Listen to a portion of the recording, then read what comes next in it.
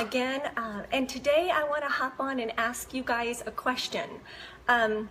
Will the real you please stand up? Who is the real you? And the reason why I'm asking that is the other day I was just channel surfing. I think it was like 110 here in St. Louis, and I came across the show that I actually grew up in. I think it was actually in the 60s, but they had it going on in the 70s. But it was To Tell the Truth. And I love that show. And the premise was that there would be a panel of some imposters and then a real true person who they were trying to figure out who was not the imposter or who the imposters were. So the whole show would sort of hinge off a contestant asking the panel questions, and at the very end they would guess who the real person was. And at the end they'd say, will the real Lynn Schrader please stand up? And I can remember that show growing up. I loved it. Just a simple show, and my whole family, my sisters and I, would sit and watch it. Sort of just a great childhood memory. But they've remade that show again. And I was intrigued by that. I actually started thinking about how oftentimes we can sort of portray this imposter like persona. But my generation is starting to see our kids go to a new season of their life, which sort of forces us to travel into that new season of our life. And oftentimes I will hear women, I know there's probably some men out there, but women say this little phrase, and I've actually said it before myself. I'm going to reinvent myself. You know what? It's time to reinvent myself.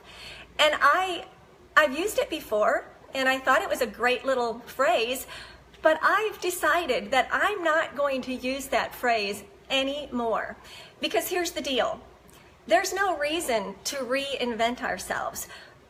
We were made the way we are for a reason. And often we don't even realize who we're meant to be because we're trying to live out someone else's idea. Anybody else that way? I mean, certainly comment if you've ever thought that, or unless it's just me. But so many times we're trying to live out somebody else's plan instead of our own. And sister, and there's some brother, I'm sure there's men out there, but certainly sisters, I'm here to tell you that there's no need. There is no need to reinvent yourself. You know, I think it's The Wizard of Oz when the good witch Glinda tells Dorothy, you know, you had the power all along, my dear.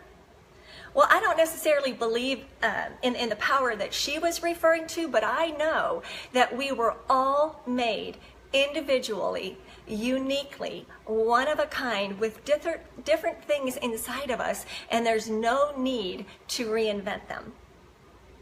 So here's the deal. How do we start to step in who we were meant to be to begin with?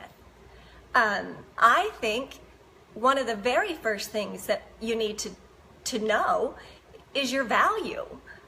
You were put on this earth for a reason, and you are the antidote for somebody else's problem, for many people's problem.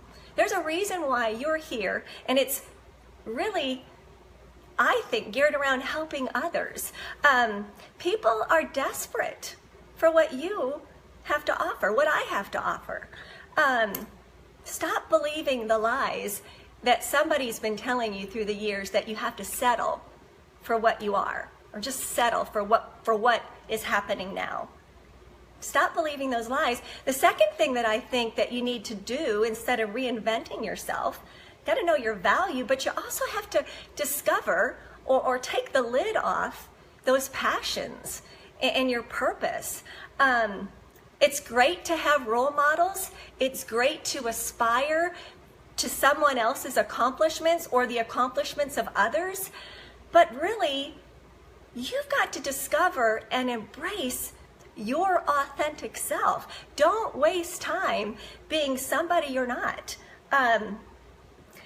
What makes you excited? What makes you as excited as a kid on Christmas morning?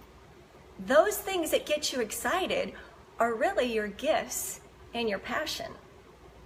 So this message today was really for me to just kind of tell you, will the real you please stand up? And I'm speaking to myself here too. Will the real Lynn please stand up? So, I'm going to share something with you, something that really gets me passionate and gets me excited. And I feel like the lid is being taken off. But I love to write. I love to read. And I think reading is so important, but it's that love for reading that inspires me to write out my thoughts. And really to hop on here, as sick to my stomach as it makes me feel when I do hop on here and hit the play button, I love to tell people what I've been learning. Some people might not like it, some people might not care at all, but I love it. And it's sort of a passion of mine, not for attention, but I do feel like maybe I'm the antidote for somebody's need. So I've been transparent with you. I'd love for you to be transparent with me. Would you throw me a comment out there and tell me what's your passion? What have you been holding the lid or putting the lid on? And will the real you stand up? So I'd love it if you've got value out of this to at least let me know, so I don't feel like I'm like standing here in front of a camera speaking to no one. If you got value out of it and you want to share it with a friend, I'd love that as well. Now that my dogs are barking, I'm gonna hop off here. Thanks so much. Give me a thumbs up or a like or whatever, or pass it on. And thank you so much. So will the real you stand up?